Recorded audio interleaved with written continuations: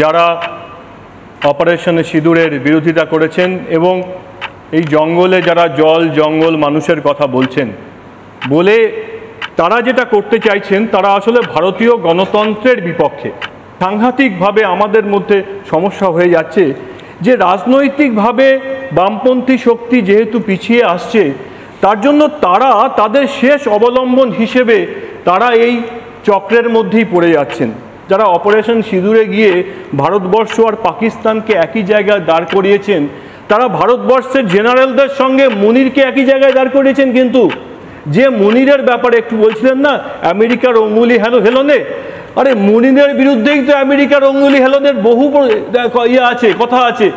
তাই চলে মুনির শুধুমাত্র এই মৌলবাদীদের জন্যে আর আমেরিকার জন্যে। তাই মুনিরের সঙ্গে আপনারা তুলনা করলেন আমাদের এখানকার জেনারেলদের।